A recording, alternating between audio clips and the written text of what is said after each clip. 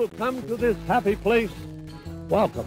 We are proud to unveil Universal Studios Islands of Adventure. We'll resort to the magic of Disney and hope that in the end makes the dream come true. When it comes to famous buildings, what do you think of first? The Empire State Building? Probably. The Eiffel Tower? Maybe. But what about castles? Because there's only one that I think of when castles come to mind. Walt Disney World's Cinderella Castle. Being inspired by several real-life castles, designer Herbert Ryman also took inspiration from the original design for the castle in Cinderella, as well as his own design for Sleeping Beauty Castle over in Disneyland. With Walt Disney World scheduled to open on October 1st, 1971, the castle was fully complete in July of that year, after 18 months of construction. The castle measures 189 feet tall, which is 100 feet taller than Sleeping Beauty Castle in Disneyland. Due to a trick known as forced perspective, the castle appears larger than it actually is. But enough about the castle itself. Let's talk makeovers. Yes, over the years, the castle has been known to be dressed up from time to time for special events. One such example was on November 16, 2004, when the castle was adorned with toilet paper and graffiti spelling out "Stitch is King" could be seen on one of the turrets of the castle. This stunt was to promote the new attraction Stitch's Great Escape, which had made its grand opening that same day. The castle was made to look as if Stitch had vandalized it, and the makeover itself hasn't said too well of Disney fans over the years. The decorations were removed later that evening after the park closed. To celebrate the happiest celebration on Earth in honor of Disneyland's 50th anniversary in 2005, the castle's exterior was adorned with polished gold trim, banners, and tapestries. Golden statues of various animated Disney characters were also added to the exterior, including Peter Pan, Tinkerbell, and Wendy circling the tallest spire. Other statues included Kaa and King Louie from The Jungle Book, Simba, Pumbaa, and Timon from The Lion King, Sebastian and Flounder from The Little Mermaid, the Cheshire Cat and White Rabbit from Alice in Wonderland, and the three gargoyles Victor, Hugo, and Laverne from The Hunchback of Notre Dame. Above the archway sat an enormous stained glass mirror modeled after the magic mirror from Snow White and the Seven Dwarfs. Every 40 seconds, the mirror would change to feature each Disney castle and the date that its respective park opened. Disneyland in 1955, the Magic Kingdom in 1971, Tokyo Disneyland in 1983, Disneyland Resort Paris in 1992, and Hong Kong Disneyland in 2005. The decorations would later be removed in late September 2006. For the newest makeover, in celebration of Walt Disney World's 50th anniversary, known as the world's most magical celebration, the castle received many iridescent pieces. These pieces include gold detailing, royal blue jewels, shimmering pearls, and draping ribbons on the turrets of the castle. The final piece of decor for the castle is a giant 50th crest that covers the clock on the front of the castle. The 50th anniversary celebration is expected to last until March 31st, 2023, so it's wise to assume that the decorations will stay until that date as well. But we can't talk about Disney Castle makeovers without covering the one that's still ingrained into the nightmares of Disney fans who were there to experience it. In 1996, for the 25th anniversary of the Walt Disney World Resort, Imagineers transformed the entire front of Cinderella Castle into an 18-story birthday cake, complete with pink and red icing and 26 giant candles. This massive birthday cake castle was the centerpiece for the 15-month celebration. Upon entering the park, just past the turnstiles, guests would be greeted by 25 large candles, and once inside the park, looking down Main Street, they'd be able to see the castle they once knew, now in the shape of a giant cake. Transforming the iconic castle into a birthday cake was no small feat. More than 400 gallons of pink paint was used to cover the castle, which was then decorated with sprinkles, 26 of the aforementioned giant candles, which varied from 20 to 40 feet tall, 16 2-foot-long candy stars, 16 5-foot gummy bears, 12 5-foot gumdrops, 4 6-foot stacks of lifesavers, 30 3-foot lollipops, and 50 2-foot gumdrops. In addition to all of this, more than 1,000 feet of inflatable pink and blue icing was used to finish off the castle and complete the overall cake look. The castle would remain as this ungodly giant cake until January 31st, 1998, when the castle would be freed from the shackles of cakedom. Yes, guests had to look at this thing for a year and a half. Imagine spending months upon months to plan the perfect trip to Disney World so that your kid can see Cinderella in her castle, but instead they get cake in the face. If my first trip to Disney had been during this celebration, I probably would have been a little disappointed. Otherwise, I honestly think the birthday cake castle would have been interesting to see, but not for 18 months. The birthday cake castle was very controversial at the time, with thousands of guests coming to enjoy their once-in-a-lifetime Disney vacation, only to be greeted by the now Pepto-Bismol colored castle with decorations that were probably just an eyesore to look at. It's even rumored that some couples even postponed or canceled their Disney weddings until the regular castle returned. But at the end of the day, we remember it. With its bright colors and exuberant decor, it became ingrained in our minds for the past 25 years. And while the Magic Kingdom has a smaller scale topiary cake currently on display for the 50th anniversary, it will never reach the legendary status that the castle cake has. And hey, at least it's still better than the toilet paper castle. Hello everyone, and welcome back to Theme Park Oddities, the show where we look back at obscure and bizarre stuff that once lived at our favorite theme parks. Halloween Horror Nights. A staple at Universal Studios Florida every Halloween season since 1991, the event features haunted houses and scare zones, which are primarily outdoor areas that feature specific theming and various costume characters designed to scare visitors as they walk through the park, and live entertainment. From 1991 to 2001, the event was hosted at Universal Orlando Resort. However, in 2002, the venue for the event was changed to the then still fairly new Islands of Adventure.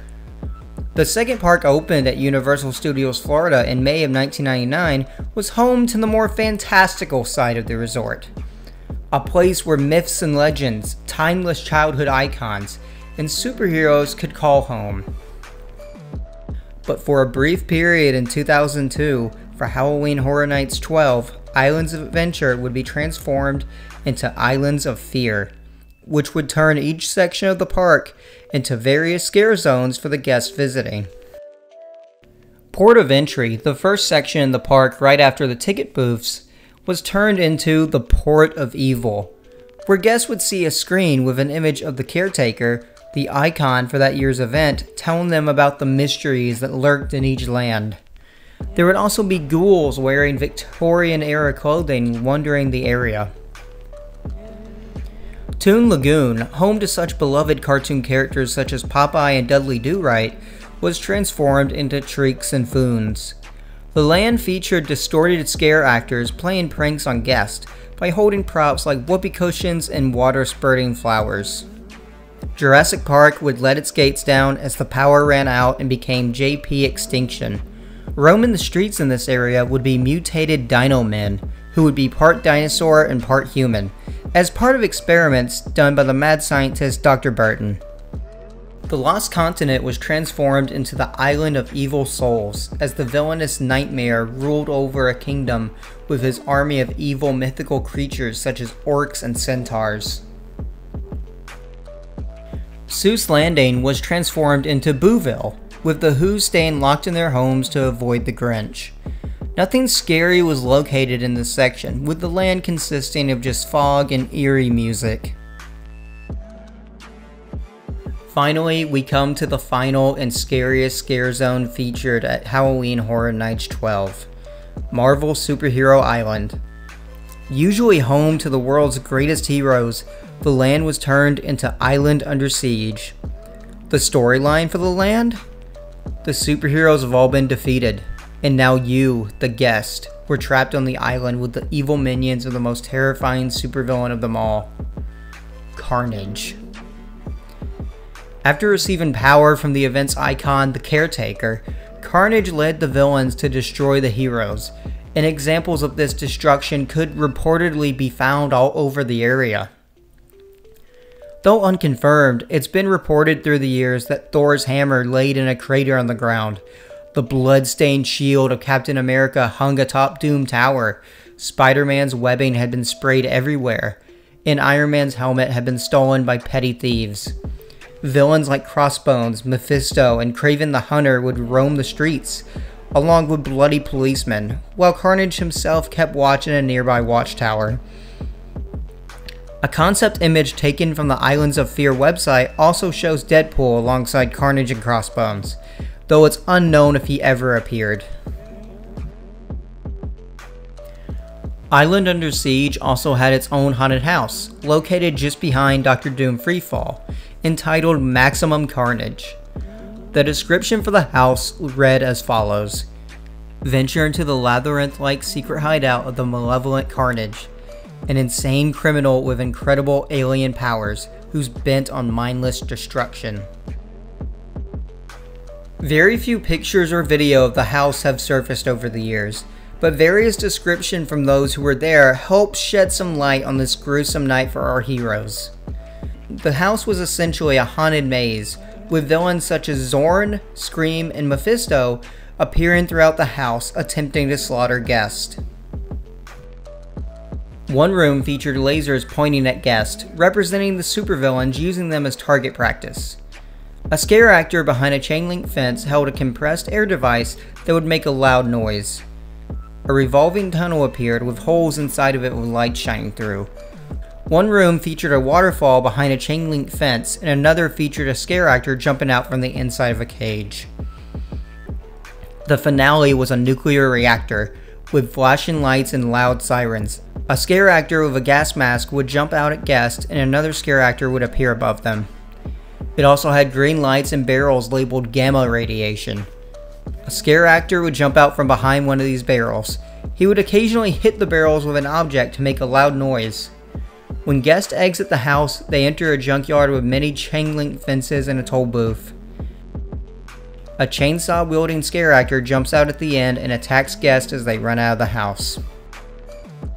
It's been said throughout the years that various dead heroes could be seen throughout the maze, but this has never been confirmed.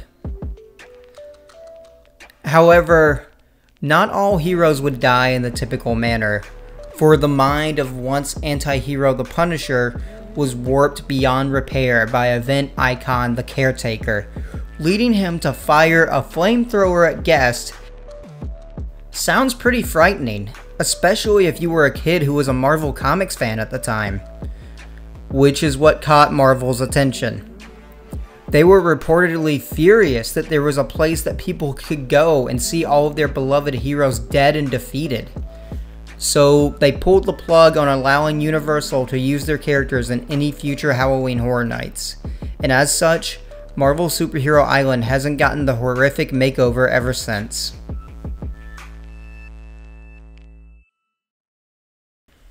I hope you all enjoyed this look at the most intriguing Halloween Horror Nights that Universal ever hosted. And for those of you who were there in 2002, I hope this was a walk down memory lane for you. I'm Seeker of the Lost, and I'll see you guys next time. Hello everyone, and welcome back to Theme Park Oddities, the show where we look back at obscure and bizarre stuff that once lived at our favorite theme parks. Disney parks are no stranger to shows and entertainment. Sure, you have rides like Dumbo and Space Mountain, and parades like Festival of Fantasy and Mickey Mania. But what about a nice, quiet place to just relax for a little while and watch a nice show? Well, there are no shortage of shows at Walt Disney World to keep your attention and let you rest your legs. From Walt Disney's Carousel Progress, to Mickey's PhilharMagic, to Awesome Planet, to the Country Bear Jamboree, you're bound to find something that you'll enjoy. On May 1st, 1989, the third park at Walt Disney World in Orlando, Florida opened. Known at the time as MGM Studios, the park had a central focus on behind-the-scenes movie making With rides like the Studio Backlot Tour and the Great Movie Ride, guests were able to get a peek behind the scenes at how some of their favorite movies and TV shows were made. Opening with the park was the Monsters Sound Show, which could be found in the Echo Lake area of the park. The attraction was an interactive film set at a creepy old house during a stormy night, starring Chevy Chase as an insurance salesman and Martin Short as a butler. During the show, guests would be selected from the audience by cast members, where they would act as Foley artists and help create sound effects for the short film. In 1997, the attraction was renamed the ABC Sound Studio and featured a new show, in which children would be selected from the audience to add sound effects to an episode of 101 Dalmatians, the series, which was currently airing on TV at the time. This version of the attraction closed in February of 1999 to make room for something a little darker. The attraction reopened on April 22, 1999 as Sounds Dangerous, starring Drew Carey. And there was no way you could miss it because a giant cardboard cutout of Drew Carey was installed on top of the building, which is somehow not the scariest thing I've seen at Disney World.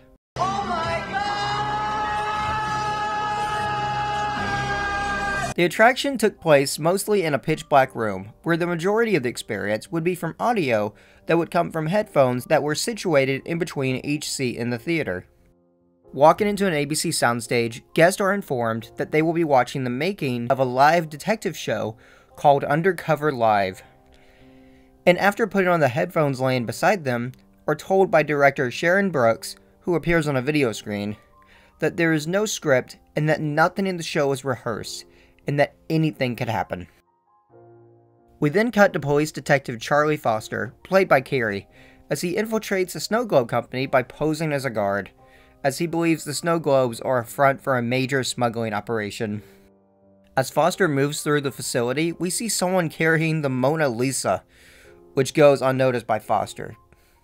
He comes to an office door and states that the man they're looking for is Lefty Moreno, a known smuggler. With someone approaching, Foster hides the secret security camera he is equipped with in the best place possible: his mouth.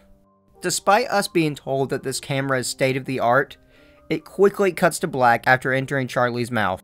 And even though there are a few parts where you can see what's happening, the show is mostly in complete darkness from here on out, with your only sense of anything happening being what you hear through the headphones. Now we've lost the picture completely.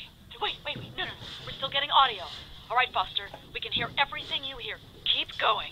I'm silently entering Moreno's office now. You'll hear Charlie get a haircut, a jar of killer bees breaking, buzzing around your head. Oops.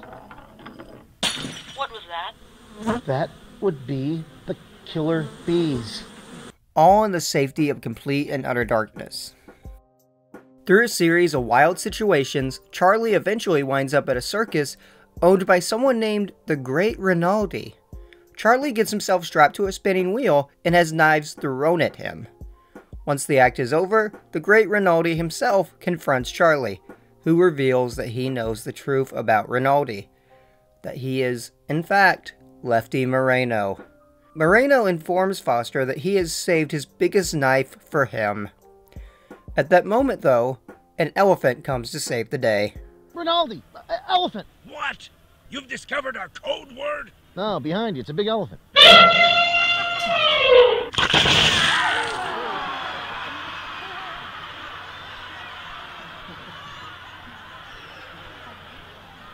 Well, Rinaldi, you have the right to remain silent. Although, the way you look, you might want to go ahead and scream. You, hold him down and I'll cuff him. I hate elephants. And thus, Charlie Foster is able to capture Moreno, and the picture is restored to the film, just in time for it to end. The general reaction to the attraction over the years was mixed, with a lot of people ranking it as one of the worst Disney attractions ever, while others, like me, still retain fond memories of it. It was an entertaining show that offered something different than the typical Disney fare.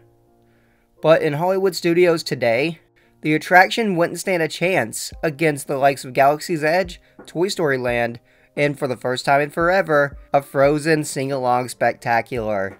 Because original ideas simply don't belong in Disney parks anymore, unless they're tied to the current popular intellectual property of the month. The show ran normally for nearly a decade with very little fanfare, with the only sign of it being there, aside from the park maps, being the giant Drew Carey cutout on the entrance sign. But by early 2009, the attraction had entered seasonal operation, which is theme park talk for dead attraction walking. If a ride or attraction you love enters seasonal operations, then you better ride it while you can and get ready to say your goodbyes. By this time, the giant cutout of Drew Carey on the sign had been removed, along with a lot of the posters advertising the attraction. Some websites have the official closing date listed as May 18th, 2012, but it seems that the show actually had its final showing in early 2011, and then sat empty until late 2011 when the former Comedy Warehouse show that used to play at Downtown Disney's Pleasure Island would make an appearance at the sound studio for the holiday season. And then in 2012, the building was temporarily redressed as the Carbon Freeze Me attraction for the annual Star Wars weekends, where you could get your face scanned, and then after 4 weeks, you would receive a replica in the mail of the Carbonite block from The Empire Strikes Back, except with your face instead of Han Solo's. In April 2014, the theater was used to show a sneak peek of the then upcoming live-action Maleficent film.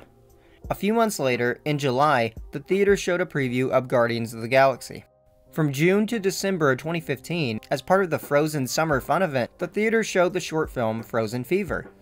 From December 4 of 2015 until 2019, the theater showed a short film titled Star Wars Path of the Jedi, which featured a montage of clips from the Star Wars franchise. And finally, on March 4th, 2020, alongside the opening of Mickey and Minnie's Runaway Railway, the theater reopened as the Mickey Shorts Theater, showing an exclusive Mickey Mouse short called Vacation Fun, which you can still find at Hollywood Studios today. The coolest part about this retheming is that all of the seats have been rethemed to look like Mickey Mouse.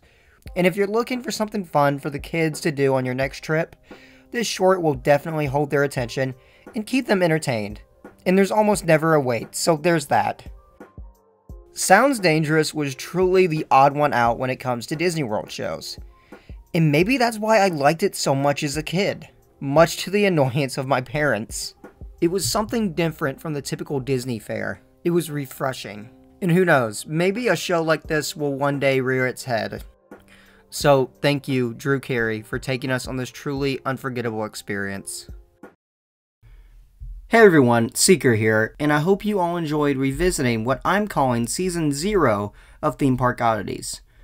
You see, I started this series quite a while ago, and it kind of got pushed to the wayside in favor of other projects. But I'm bringing the series back, with new episodes starting next month, and I wanted to put together a compilation of the first 3 episodes, so you guys could revisit the series, and get ready for what's next. I don't want to reveal anything yet, but let's just say there will be a Halloween episode this year, and that will be the season premiere. So I will see you all next month for the premiere of what is officially the first season of Theme Park Oddities. As always, I hope you enjoyed the video, and if you did, please be sure to comment, like, and subscribe, and I'll see you all in the next one.